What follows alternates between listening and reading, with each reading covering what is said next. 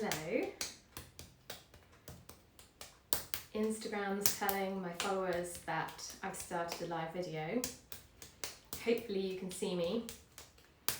Hello, pin collected, sorry. Hello Anna. Hello, hi.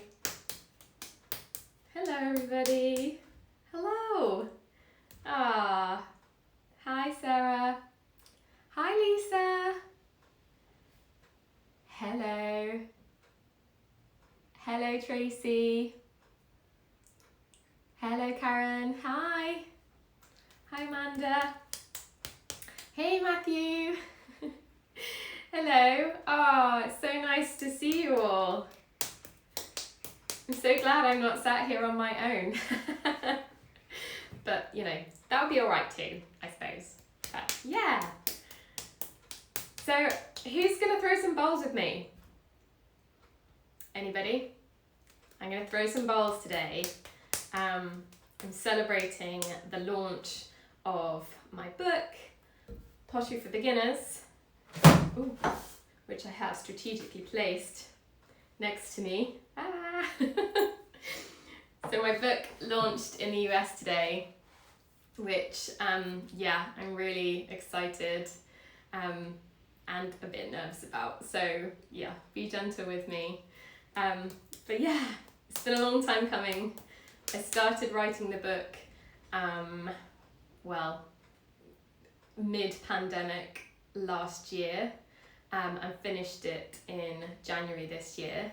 So yeah, it's been delayed a few times as well due to COVID, you know, the world being what it is right now. So thank you very much for everyone who pre-ordered and who's been so patient waiting for it. It's been amazing to have your support. I wouldn't have been able to do it without you guys, so thank you so much. Happy publishing day. Thank you. Thank you very much. That's so nice. Okay, so I'm gonna make some bowls for you, and I'm basing this upon a project that is featured in the book. It's one of the throne projects. So yeah, you can kind of buy the book and I tell you exactly all the steps that I'm going to take today in order to make your own bowls. So this is 600 grams, which is 1 pound 5 ounces of stoneware clay. I'm using a clay here called APC, that stands for all-purpose clay actually, and it fires kind of a nice like biscuity buff colour, which is really nice, and I use this clay in a lot of the projects in the book. The clay that I talk about in the book is actually a clay called Scarva Stoneware Speckled, Scarva Earthstone Speckled, that's what it's called. Yeah. So yeah, let's get started. Throw my ball of clay roughly in the middle of my wheel. It doesn't have to be exactly in the center, but it does help you if it kind of is roughly in the middle. And I'm going to load my sponge with some water. Hello everybody who's joining. Hi. Hello. Hello. Thank you so much for joining. Bless you. So yeah, so I'm going to load my sponge with water. This is going to act as like a reservoir, which I'm going to hold over my clay, so my clay never gets tacky, it never gets dry, because that's where you get friction, and that's when you're going to pull the clay out of center. So this is how I make sure that my clay is nice and glossy all the time, and that it's going to be nice and slippery, and that's not going to pull against my hand. But you don't want to flood the clay with water too much. You don't want to just keep like sploshing it on, because all the time this clay is in contact with water, it's going to be absorbing that water, and that means that's going to be weak. The more water it absorbs, the more mushy it gets, and that's where you get kind of your clay collapsing, just because it doesn't have the strength it needs to kind of hold itself together. So turn my wheel on, that would be a good start. So in order to center this ball of clay, I'm going to have my foundation arm, which is my left arm. I'm right-handed, so my foundation arm is my left hand and my left arm, because my wheel is going anti-clockwise. If you're left-handed, then your foundation arm would be your right arm and your wheel would be going clockwise. So yeah, I'm going to get my foundation arm in the crook of my hip, and that means it's going to be absolutely solid and it's not going to go anywhere. If my arm is kind of not braced against my body or braced against the splash pan, then the clay can just kind of do this, and you're never going to get the clay into the center unless you kind of really use your muscles.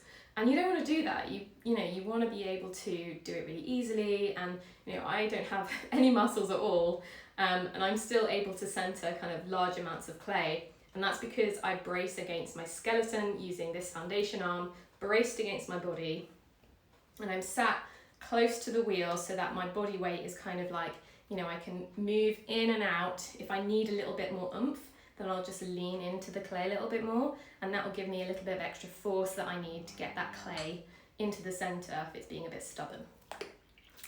Okay, so foundation arm braced. I'm gonna have the part of my hand that I'm using to center the clay is this part here, which is the heel of my hand, and then I'm gonna have this part of my right hand is gonna go on top. I'm gonna kind of make this like kind of karate chop motion. And I'll show you. I'll do it and I'll show you. Hopefully you won't get covered in clay. So I'm just leaning into the clay here, and I'm just using my body weight and my skeleton, and forcing that clay down onto the wheel head. And there we go. It's centered. So it didn't take a lot of effort, not a lot of time. You should try and center as quickly as possible, because then you've got more time to actually work with the clay and make it into a form. If you spend a lot of time centering, again, that just means that your clay is going to be absorbing loads of water. You're also going to be kind of eroding the clay by the action of your hands and the waters, and a lot of it's going to end up in your splash pan, and therefore you're going to end up with a really small bit of clay to make your form with. So you want to center as quickly as possible.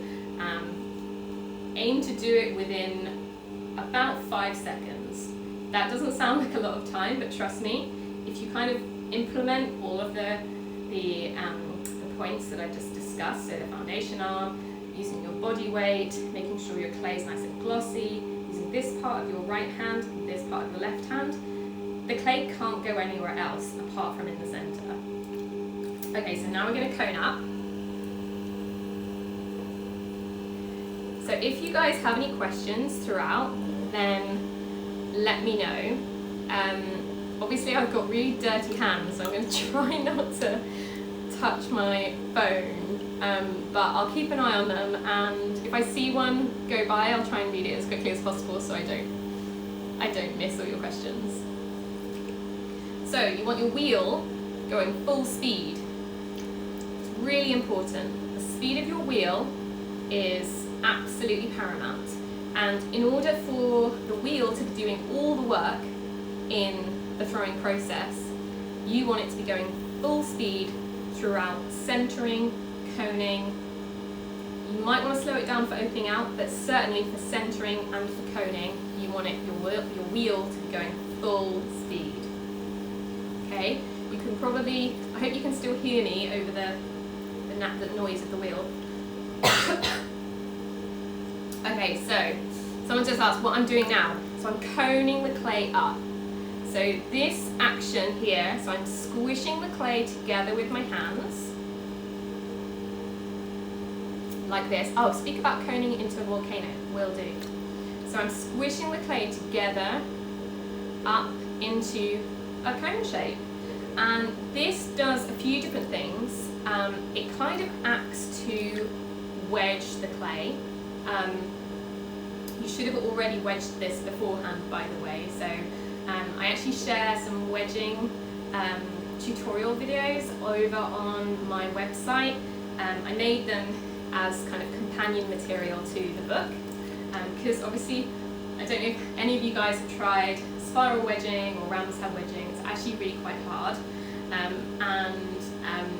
it's, even though I feel like I try to explain it extremely well with words and pictures, I think if you have lots and lots of resources at your fingertips, so like video, pictures, words, you're going to hear it in a lot of different ways and it's going to kind of click. So I made some videos to show you spiral wedging, ram's head wedging, and slam cut wedging. Those are all processes that I share in the book with you as well. So yeah, if you go over to my website, the web address is caraleeforceramics.com/pottery for beginners book.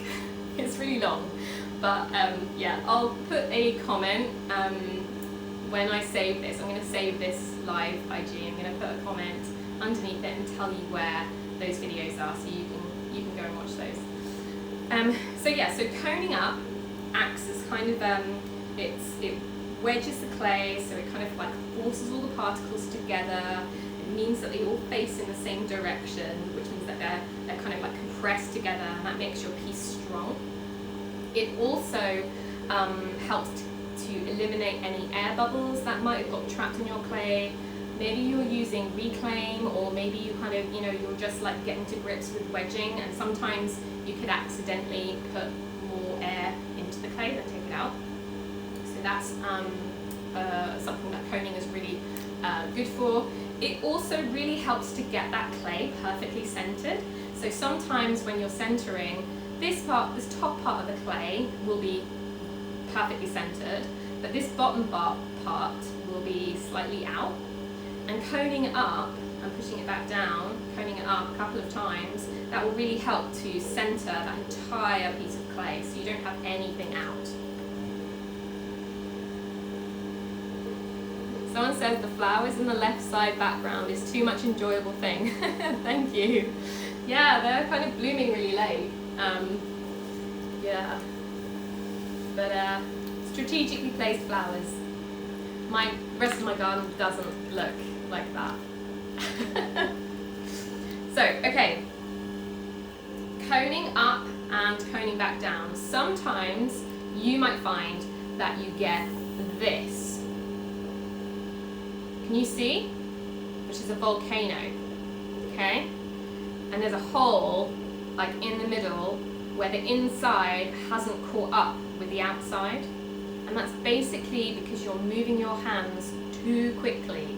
So you're pushing and the outside of the clay is moving faster than the inside of the clay.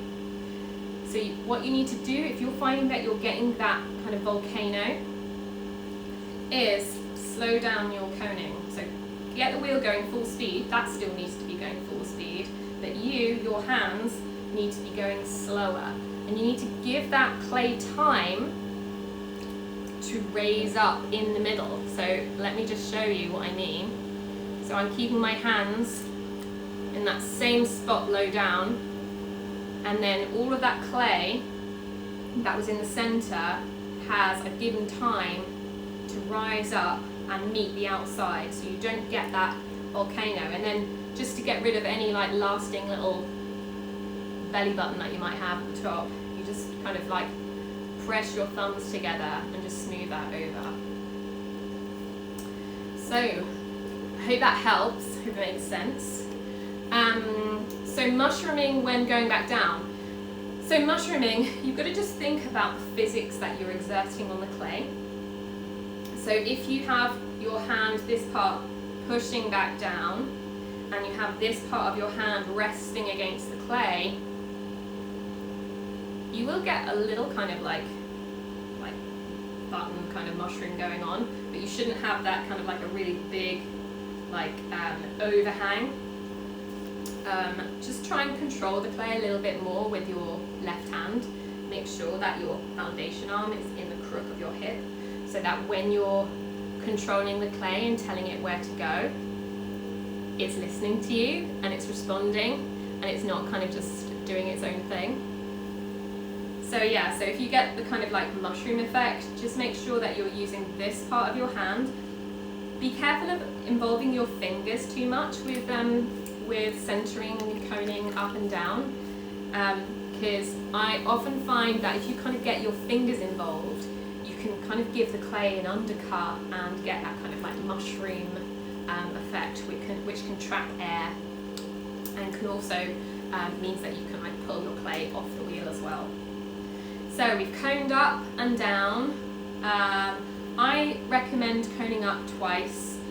You can cone up kind of 3 times if you want, but you have to be quick, because obviously the longer that you take to do all these things, the more water the clay is absorbing and the less time you have to work with it.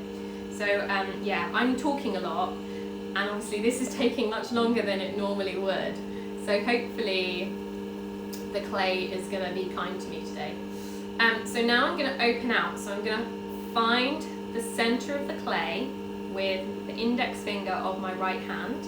I've got my foundation arm, again, braced against the side of my body or my hip or anywhere that's just, you know, not going to go anywhere. And I'm using this part of my hand just to steady that clay as I'm pulling out. So I'm going to go down into the clay, and then I'm going to pull it out to make the base and to start forming the walls. So as you might have noticed that the sound of my wheel has just changed, and that's because I've just slowed it down a little bit. So it's probably going about 3/4 speed right now rather than full speed. So I'm going down into the center, and then in one fluid movement I'm going to pull that clay out to form the base of my bowl. So you ready? I'm going to do it now. And I make sure that I'm traveling at one fluid speed. So when I pull my finger back and I'm pulling this clay back towards my hand, I'm not speeding up and slowing down, speeding up, slowing down, because that is guaranteed to give you uneven walls. Okay, so just be mindful of the speed that you pull your finger back, and make sure that the wheel is going at a consistent speed as well, because likewise, if the wheel starts speeding up or slowing down throughout your throwing when you don't mean it to, that is a way that you're going to get unevenness, and you kind of, you know, you'll be like, ah, why have I got a wonky pot? And often it's because either you or the wheel will have sped up or slowed down when you're kind of not really supposed to. You're supposed to kind of keep it every movement that you do is going to be at one speed, and it's only that the wheel changes speed as you get further into the process of actually making that wheel. So as the bowl gets bigger and taller, then your wheel will slow down gradually for each next step. Okay? I hope that makes sense to everyone. I think there was a question before and I think I missed it. I've got quite clean hands, so I'm just gonna have a little scroll. Nicole says, when I pull out, I throw my clay off center. Can you recenter in this step? So Nicole, I think what I just described when you pull out or when you open out your base, if you are speeding up or slowing down, or the wheel is speeding up or slowing down, that may well be what is causing you to your piece to go off center. I would say it's very difficult to get it back into center at that point. I would just cut it off, start again, just because you kind of already got, you know, you've got more clay going over one side than you have the other, and unless you kind of like, you know, bunch that clay back together into one big ball, you're never going to get that kind of evenness of clay, really. I mean, you could kind of like struggle with it, but I just think cut your losses, do it again, and just be really mindful of the speed that you're traveling at when you're pulling that clay back towards you, and the speed of your wheel. Okay, I hope that helps. Yeah. Someone says speed is really nice advice. Thanks. No problem. Okay, so next step, you're going to compress the base. Now this is a really important step because it means that you get a very strong base to your bowl, It also helps to reduce things like S-cracks. So I don't know if you've ever had a bowl dry out and you were really proud of it and it was perfect, and then you turned it over and it had this great big kind of S-shaped crack in the bottom. Well, compressing the base, what I'm going to show you now, is really important to try and mitigate getting those S-cracks. So I'm going to use this part of my thumb, so my right hand, just this like edge here. I'm not going to get my nail involved at all, so I'm not going to kind of like dig my nail in. I'm just going to use this part of my thumb, like the little paddy bit. And I'm going to go from the center of my bowl base over to 9 o'clock. So imagine that your wheel, or my wheel, is a clock face. And this is 12 o'clock, this is 6 o'clock, this is 3, this is 9. And you only ever work between 9 o'clock and 3 o'clock, kind of in this area here. And most of what you do tends to be between like 3 o'clock and 6 o'clock, because the wheel is kind of, you know, it's the clay is passing through your hands that way. If you did it over here, the clay is moving towards your hands, and there's much more likely that you're going to gouge your fingers into it, or gouge a chunk out of the clay. So you do everything kind of over here, and this is kind of like one of the only things that you do towards 9 o'clock. So I'm going to do that a good couple of times, just to make sure that my base is really nicely compressed, and all of those clay particles are like squished together and aligned together nicely over the top of each other, and that's going to make my base really nice and strong. So a lot of you guys may wonder how you know how thick your base is. Like, how do you know when to stop? Oh, hey Jace! Hey Anita! Oh, so nice! Hi Sam! Hello, hello! Yeah, so how do you know when to stop when your base is kind of, you know, when you're putting your finger down through and you're pulling out, how do you know that your base is at the correct depth? The ideal depth for the base of a bowl, if you're not putting a foot ring into it, or you're not putting kind of any like special decoration or carving out the bottom, then probably quarter to half an inch is what you're aiming for. Half an inch is, you know, that's kind of like pushing a bit thick, so quarter of an inch would be perfect.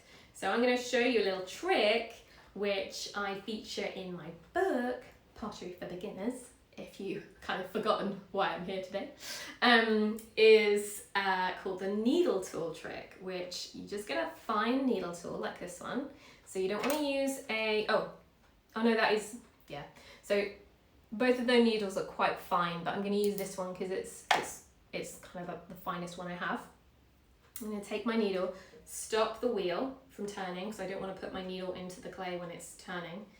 And I'm going to go down into the clay, don't know if you can see, and then I'm going to run my finger, so I put the needle right through until it hits the wheel head. And then I'm just going to run my finger down until it meets the clay, until the tip of my finger meets the clay. And I'm going to pull it back out.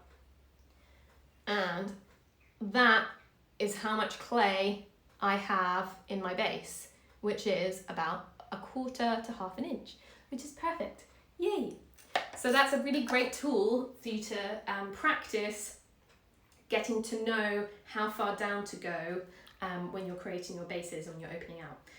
Don't panic about the hole, because what you're going to do is you're just going to compress the base again, do that same action, and that's going to squish that clay and cover over that hole that you just made. There we go. Okay, so next step is I want to get all of this clay that's down here up here into the walls of my bowl.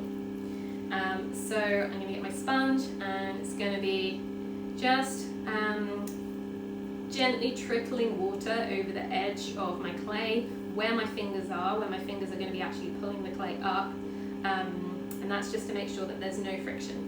So you don't want any friction. As soon as you feel friction on that clay, you're going to pull it off center. So make sure your clay is glossy at all times.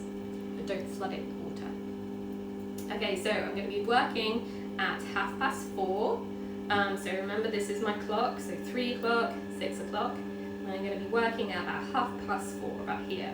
And I'm going to take my thumb, and this first pull is called the thumb pull. And I don't really know why we call pulling in pottery, because it's actually more like pushing. You're kind of pushing the clay rather than pulling it. So I'm going to use this part of my thumb with my index finger on the inside of the clay, just to kind of act as like a backstop, just so that the clay can't go anywhere else but up. Okay, so using my thumb, trickling the clay with water. I'm going to speed my wheel up a little bit because I slowed that down. Hey Andrea from Parkgate Pottery, thank you so much for joining. Okay, so I'm pushing in towards the center of my wheel. I'm squeezing my sponge so that I don't get any friction against the clay and my skin. And can you see that my clay has just risen into this kind of cone volcano type shape? So I've just grown my little bowl this much. And you might be thinking, of a car, why it doesn't look very much like a bowl right now. The reason why I push the clay towards the center of the wheel is so that the centrifugal forces, they'll be forcing that clay back down into the wheel head in this cone shape. Those centrifugal forces will be acting to push that clay down that way. Whereas if I'd have pulled the clay straight up to begin with, there's still quite a lot of heaviness up here.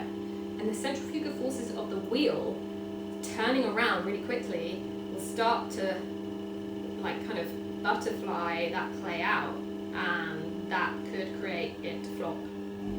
So that's why I teach my students, and that's what I talk about in the book, is to make this kind of cone shape with your first pull. Okay, I'm going to do the second pull now, which is the sponge pull. So I'm going to use my sponge again in my right hand, and my middle finger is going to be on the inside, again as a backstop.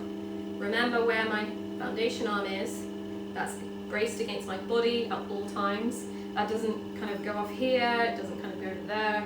It's in that crook of my hip at all times, okay? So my wheel is going to be probably traveling at about I'd say between 1/2 and 1/3 speed. I'm going to get my sponge, I'm going to push it against the base of my pot. I'm going to gather up all the clay that's at the bottom, and again I'm going to push that clay gently but firmly in towards the center of my wheel. And there's nowhere else for it to go apart from up. So it's going to grow into a bowl. Okay, I'm just going to get some of the standing water that's inside. Cara Lee? Wait, hang on, that's my name. Cara Lee says, what are you making, my love? I'm making a bowl. So let me show you. Hang on. I'm showing you the bowl I'm actually making. So I'm making a bowl like these ones. It's the project in the book is called Comforting Soup Bowl. So it's kind of like a deep bowl, perfect for soup or for cereal. So these are the bowls that feature in my book, Pottery for Beginners.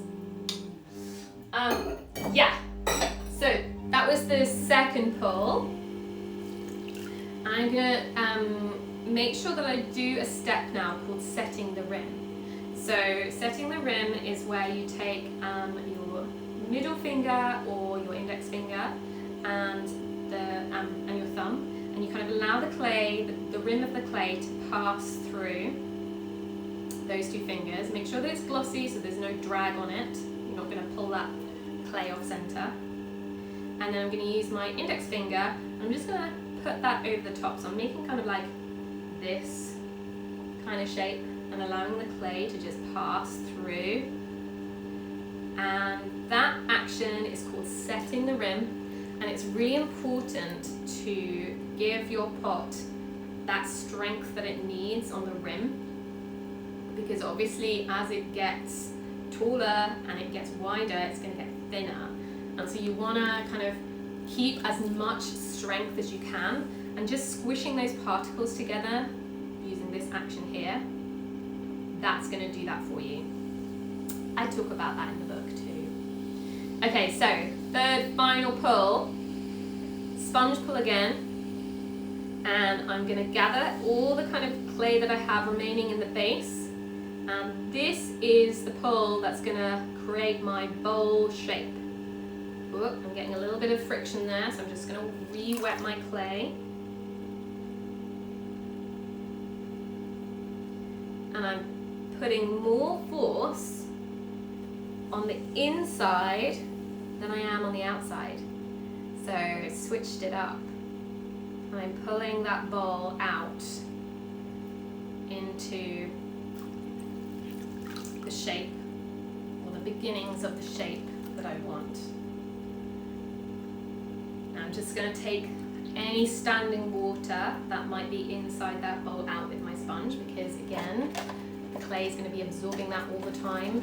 This clay is doing really well. I've been working with it now for, I don't know, half an hour, which is, that's a long time to be kind of working with one piece of clay this size. So now, final stages of this, getting this bowl into being. I'm going to take a rubber kidney like this one or like this one, and I'm going to use this curved edge here. Actually, I'm going to put it that way around.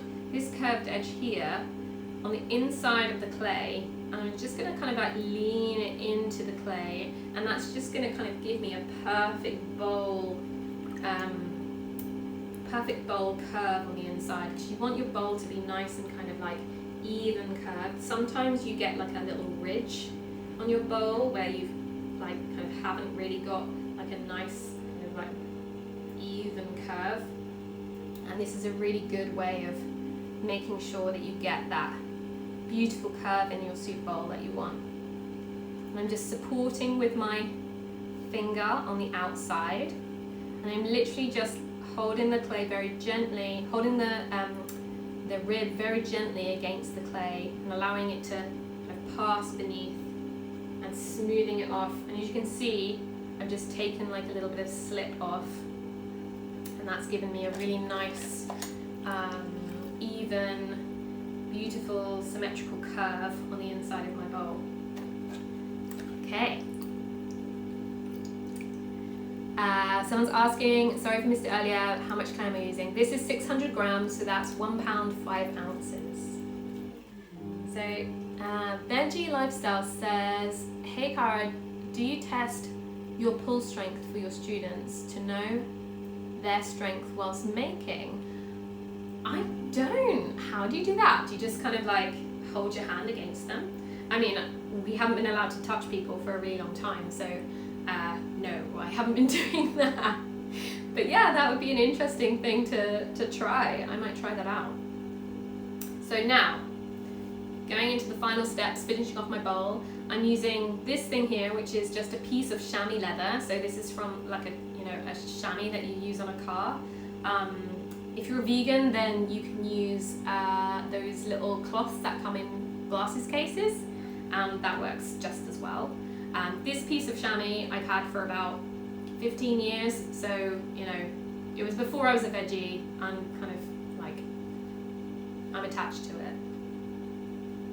And I'm just gonna make sure it's wet. I'm just gonna hold it over the rim here, and that's just gonna mean that I've got a really nice soft curve on the rim.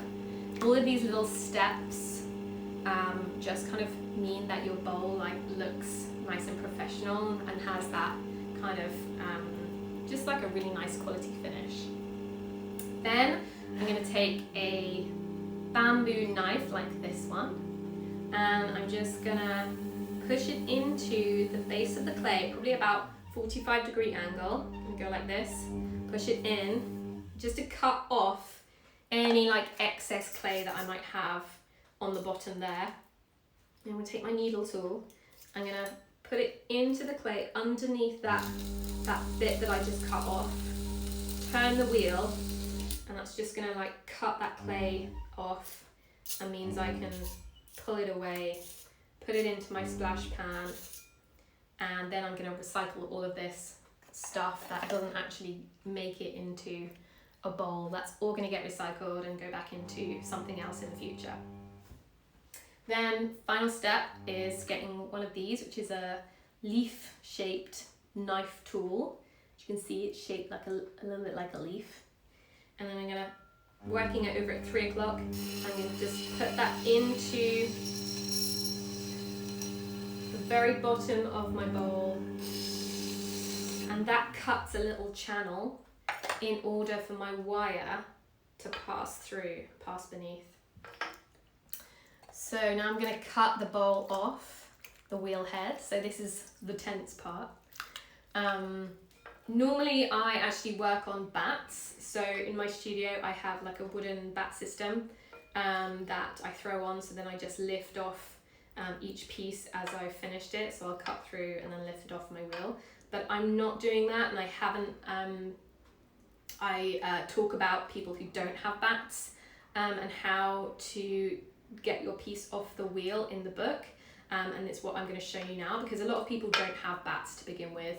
A lot of studios, community studios, they don't have bats on the wheels either. So this is a really great way of getting your pot off your wheel head, without using a bat.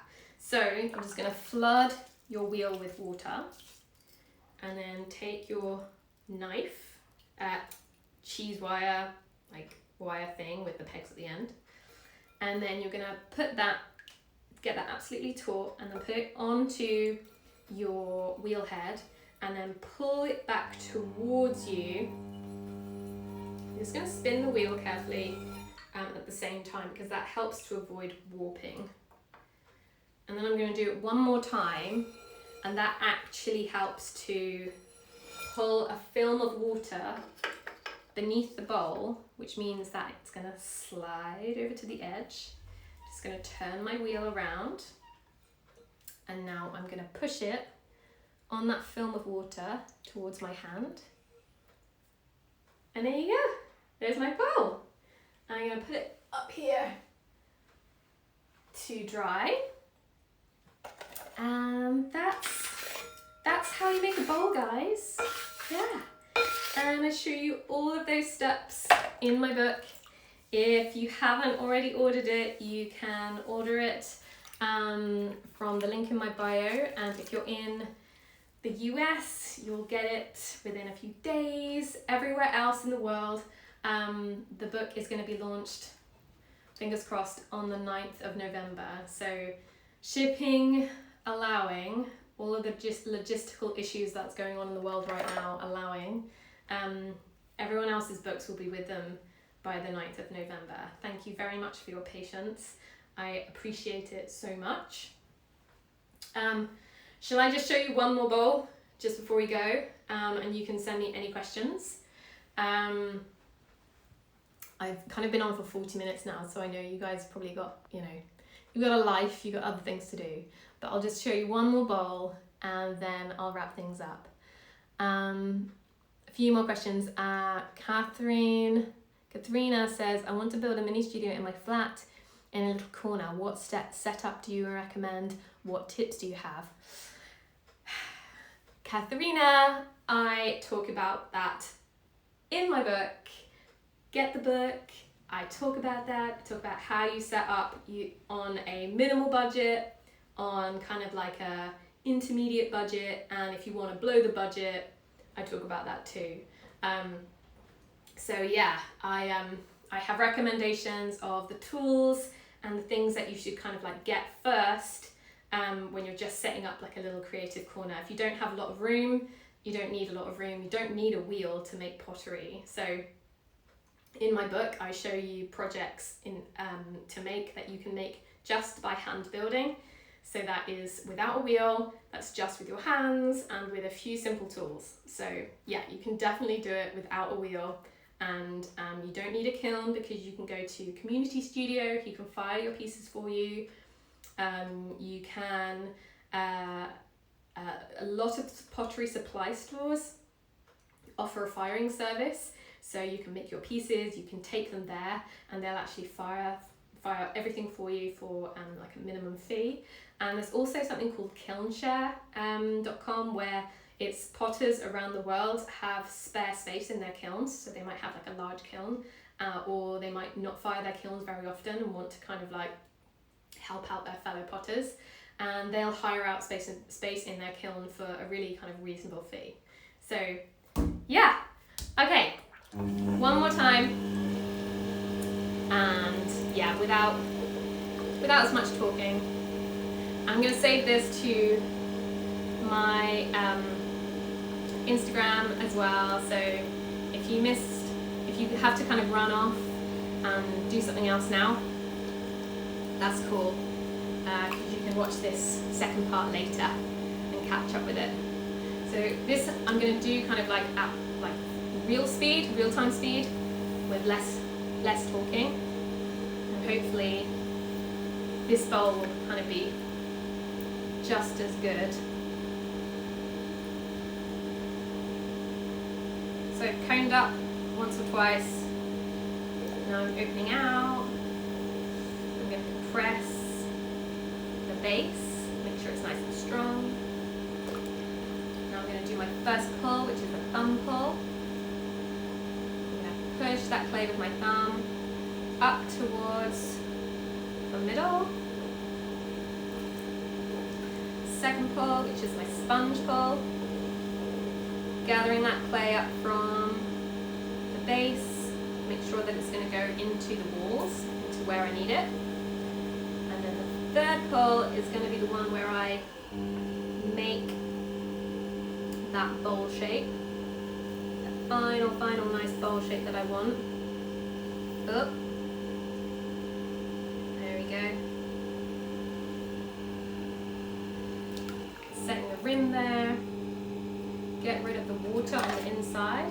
Get my rubber kidney. Just give that bowl the nice curve on the inside that I want. Get rid of that excess water using my chamois leather. Just making that rim nice and smooth. Bamboo knife. Cut that little bit off. Needle tool, cut that little bit off.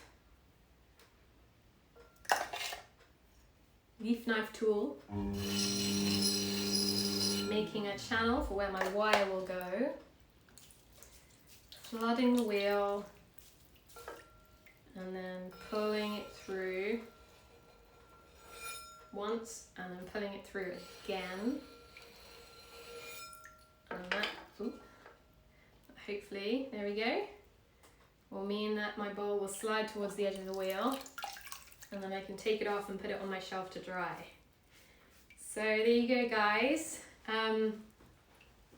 Thank you so much for joining today. Just to say one last thing, if you bought my book, thank you so much. I really appreciate it. I'm just so grateful for all of your support. One thing that you can do to help authors, especially kind of debut authors, first time authors like me, is to actually take the time to review the book. So where you bought it, if you liked it, hopefully you did, then just take a second to pop on and give it a review, because that really helps other people to find the book and other people know whether that book is going to be a good fit for them. So yeah, thank you so much, guys. I'm sorry if I've missed your question. I'm going to go through afterwards and try and answer everything. So if you have any kind of other questions, then just pop onto the video afterwards when it's saved and pop me a question there and I'll get right back to you. But thank you so much. Happy US Publication Day to me. Yeah, love you guys. Thank you for all your support. I couldn't be doing this without you, and yeah, it means the world. So thank you so much. I'm gonna go back and make some more bowls now. Okay, bye guys. See you soon.